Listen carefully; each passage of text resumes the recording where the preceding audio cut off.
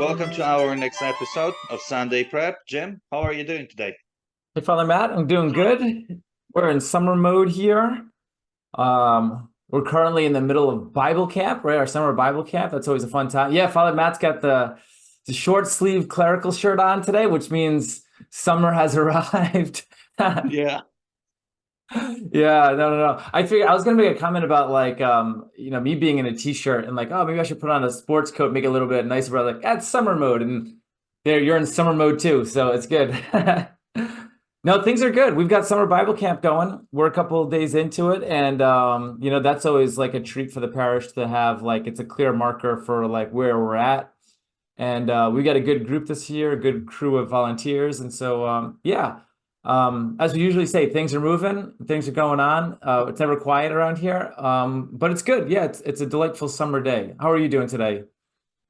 I need to say the same thing. I mean, as you know, we're working all together here. So, yeah, Jim says that he's busy. Well, trust me, the same story here. On my end, I can tell, I can say that. But you know what? It's a beauty of life. And we were saying that actually before we started to record. What would have been if there was just maybe even 50% of what we have? I'll be dying of boredom. I mean, honestly.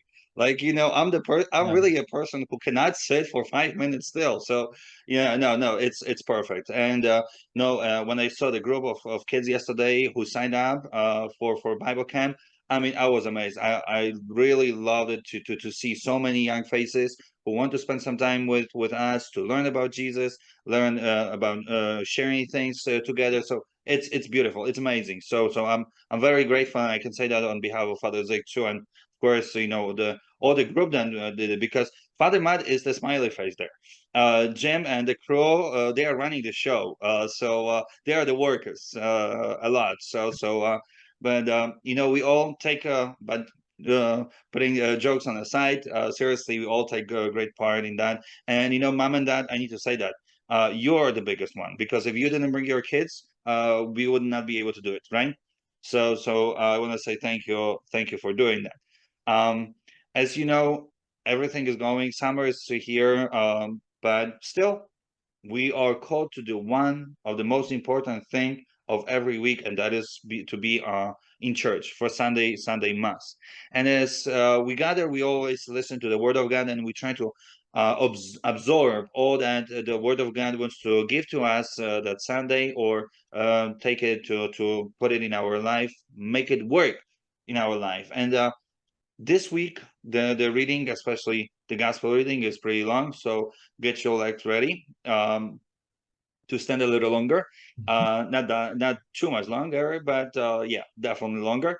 But it's not the gospel. Then we want to open a little bit today. It's actually the first reading which comes from the Old Testament, from the Book of Wisdom. And as this book itself, by its name, it's a wisdom, it's a knowledge, it's something that God shares with us about Himself or about us or both. I always like to see the Book of Wisdom that way because it is our ways to learn. And this reading that this Sunday will bring to our attention says exactly that about God and about us and how the two are one. Let me read the whole reading and then I will go into a little bit of explanation. So here's the what the word of God will be for us this Sunday from the Book of Wisdom. God did not make death, nor does He rejoice in the destruction of the living, for He fashioned all things that they might have being, and the creatures of the world are wholesome, and there is not a destructive drug among them, nor any domain of the netherworld on earth, for justice is undying. For God formed man to be imperishable. The image of His own nature He made him. But by the envy of the devil, death entered the world, and they who belong to his company experience it. I mean, if we had to sum up our faith, this is perfect. I mean, Book of Genesis, creation, God made us in His own image and likeness.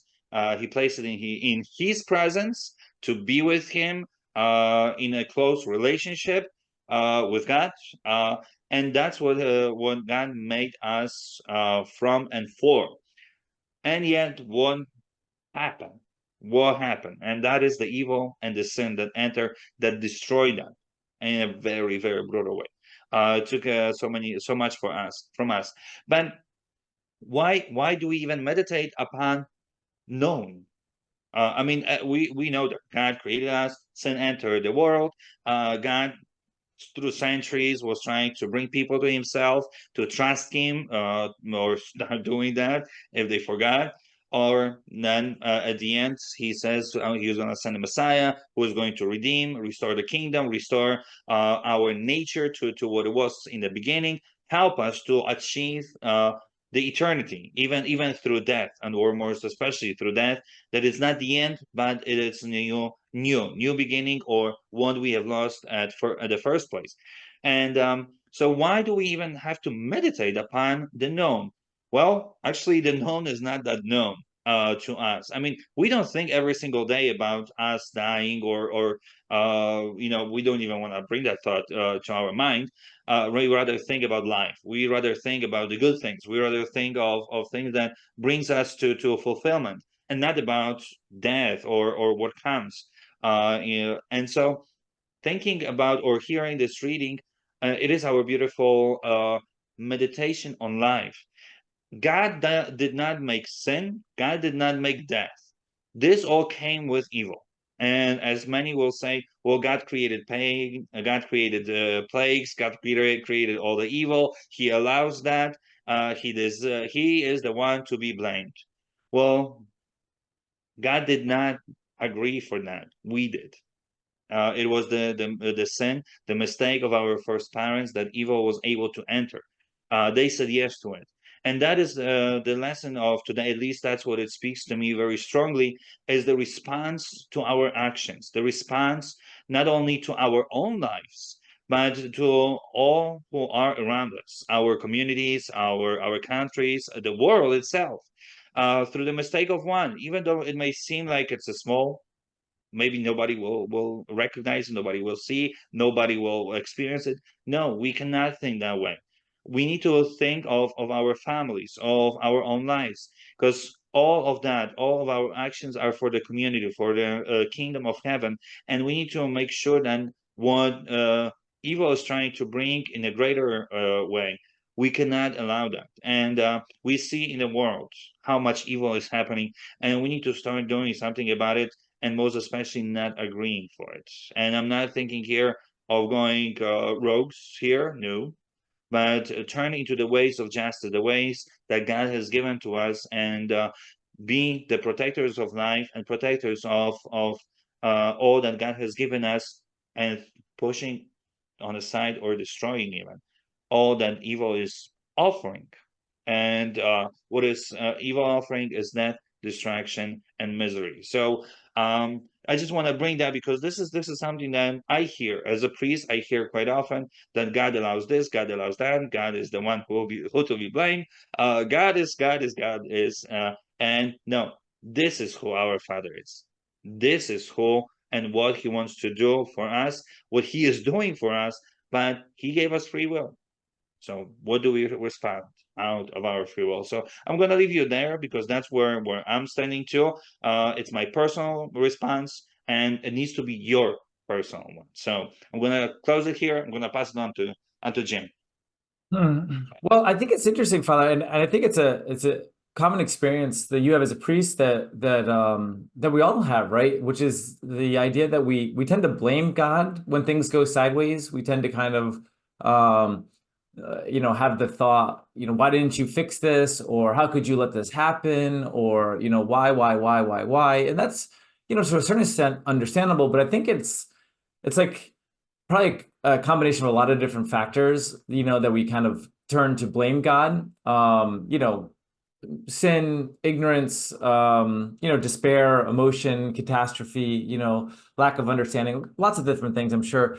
But there's something that, is striking me in this first reading, and it's something like this, that I think that, so much of the world's problems and kind of the cultural problems and even our own individual problems, and I can speak for myself, my own problems when I'm feeling most stressed and most kind of like, like mad at the world and everything, it's usually rooted to some level um, that I've forgotten who I am, right? Like I've forgotten like the reality of like who I am and what I am. Because it's when I start to think of like the world as, I don't know, like my what would you say? Kind of my experience in the world is something like I need to be successful, I need to build, I need to kind of beat the system. It's all some kind of game, and I'm just this competitor in this, the octagon of life, and I have to fight through everything. And when I fail, it's somehow like, oh, well, that's because they cheated, or because I got robbed, or because like somebody messed up along the way. And I think that's kind of like failing to recognize kind of the base reality of like existence. So as you said, like as you were starting, Father, like this reading kind of like does boil down a lot to, the gospel message, the message of the Bible, which it kind of gets to the core of like who we are as created realities, and particularly as human beings, right? And there's two parts that I just want to point out that are hitting me. The first part of the reading and the second part of the reading. So the first part of the reading, it says, "For he fashioned all things that they might have being, and the creatures of the world are wholesome." Okay, all right. So all things that they might have being. So all things that exist have being, right? This pen has being, it has existence, it has reality. And so in some ways, this being is wholesome or good, or, it functions well as a pen, or, more kind of natural things, trees, animals, right? The created world is fundamentally good, right? It's broken, but God who made things doesn't make junk. I tell that to students all the time. When the book of Genesis, from the creation stories, God at every step along the way, as he's making things, declares things to be good, right? God doesn't make things poorly, and so God fashioned this world wholesome, good. So everything is fundamentally good. Okay, but then human beings are kind of this different type of thing within creation, right? And so the second part of the reading, it says, "For God formed man to be imperishable. The image of his own nature, he made him," right? And so human beings stand unique among all of creation as being made in God's image. And so this is the place where I think we forget stuff, right? Because when we forget that we're made in God's image, we forget our own dignity, we forget our own value, we forget our own kind of place in existence, in reality. And I start to think of myself as kind of like, no, I'm made in my own image because I craft who I am, and I determine who I am based upon, my success, my wealth, my friendships, my, accomplishments, my entertainment, my what health, pick your thing.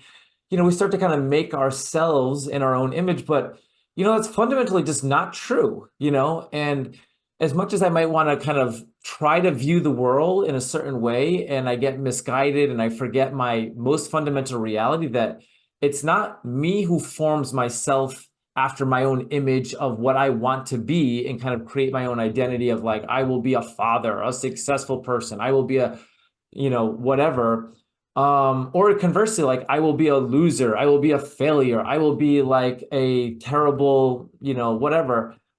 Like that's not our core reality. Like we are not made in our image, we're made in God's image. And so we have this unique place in all of creation. And I think when we recognize that and we kind of remember that, it kind of puts everything into a certain contextual place, right? And so like, yeah, we want to blame God. And look, God, why did this person die? And why did this terrible thing happen? And how come I lost my job? And how come?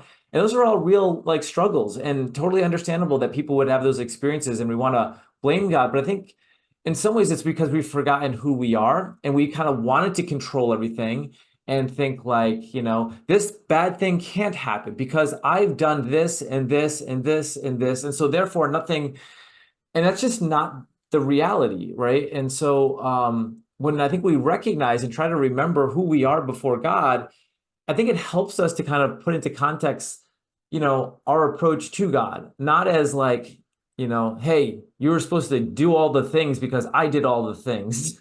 And it's like, no, like God is who he is in himself, and we get to be sharers in his nature.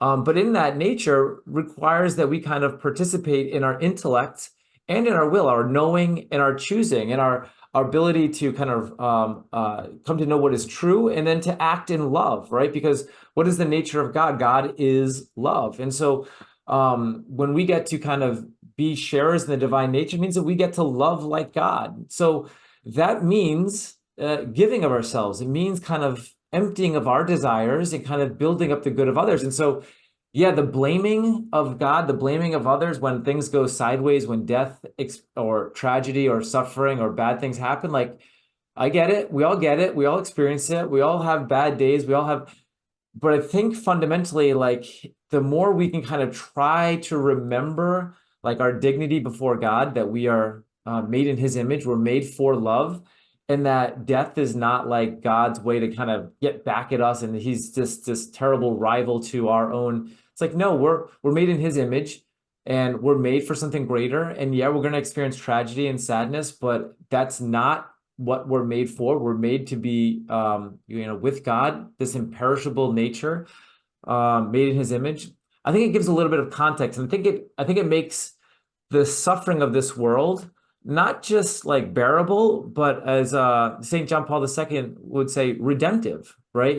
It makes our suffering meaningful so that it's not, just suffering, this blind, dumb pain that's just awful, but it's kind of a suffering that becomes like towards a mission, towards a purpose, towards a goal, because it's loving, because Christ's love is the perfect model of this, is like a love that suffers and gives, but it's ultimately the perfect kind of love. And so, anyway, maybe that's a long confusion way to say something like, let's just try to remember who we are, right? Like, the more we remember who we are and how God made us and how God made the world fundamentally good and desires good things and made us particularly good, very good, in his image good, made for love. It makes this world, it doesn't take away the suffering, but it transforms it into something that's, I don't know, it can be a source of grace and a source of blessing in a strange paradoxical way. So anyway, the book of wisdom for you, everybody, the book of wisdom. Exactly. It's the wisdom of God. So Yeah. but what was revealed to us, God knows we are able to comprehend and understand, and this is the truth, and the truth that helps us to walk in the daily journeys and daily sufferings, as Jim mentioned, and the same thing. So I hope you will dig into that reading a little bit more, and see who God is and what He wants for us, and what we need to work to avoid, because that's the part of life too, that we cannot agree, accept, but let us open ourselves to what we are. Very good. That's what God saw in us from the beginning of creation. Let's us start seeing it in just the same way, and Mhm. things right there will change. So, with that being said, have a blessed weekend. I hope we'll see each other in the church for Sunday masses, and if you travel for any vacation break, please be safe and come back home more rejoiced and refreshed. And of course, we'll see you in the house of God. God bless you all. Bye, everybody.